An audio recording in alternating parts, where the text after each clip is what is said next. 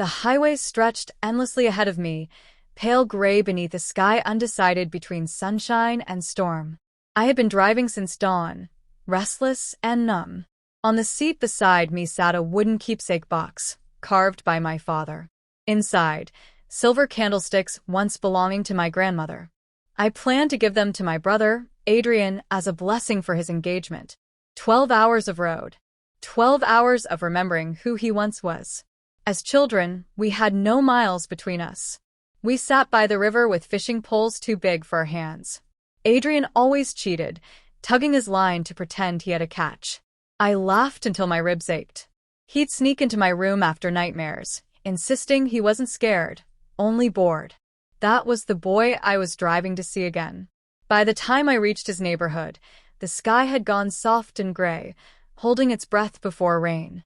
His house rose tall, sharp lines and glass, nothing like the warmth of our childhood home. I lifted the box, walked up the steps, and knocked. It was Lila, his fiancée, who answered. Her smile was thin, her eyes quick. I told her I'd brought something for the engagement dinner. She tilted her head. Oh, we had the dinner yesterday.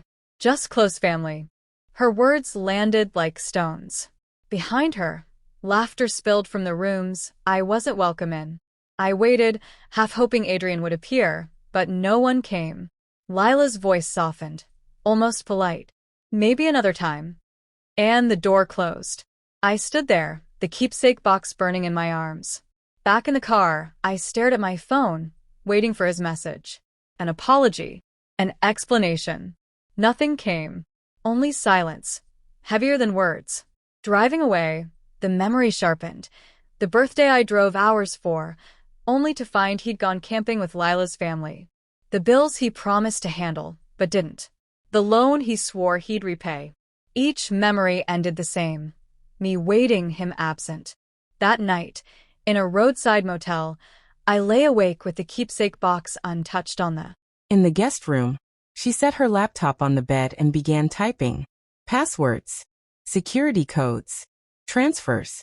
In less than 15 minutes, every dollar and asset in her name had been moved to an account none of them knew existed. They thought she would stay frozen in that hallway, too stunned to act. But Sarah had been expecting this. She had seen the signs. Being left out of family plans, cropped out of photographs, never receiving estate paperwork she should have seen. And she had something they didn't know about. Something Zara Begum, her grandmother, had left behind. Sarah pulled open the dresser drawer. Beneath scarves and old photographs lay a folded slip of paper in Zara's handwriting. On it was Sarah's name. A small key was taped to the back. It fit perfectly into the lock of Zara's old sewing desk. Inside were 3 things. I chose distance. With the silence came space. Money once swallowed by his debts became mine again. I paid my mortgage early. I joined an art class I'd always postponed. I wrote a quiet check to a shelter downtown. Every act was small. Together, they felt like freedom. One evening, Adrian called again. His words stumbled with something like regret. I let him speak. When he finished, I only said, "I hear you." After he hung up, I walked to the hallway, lifted the keepsake box, and carried it to my study. I locked it away. It was no longer a gift withheld. It was a legacy preserved, waiting for someone worthy of holding it. Family is not measured by blood alone. Legacies aren't inherited. They're earned by respect, guarded by care, passed on to those who prove worthy. For years, I thought love meant sacrifice. Now I know it means choice. And this time, the choice is mine.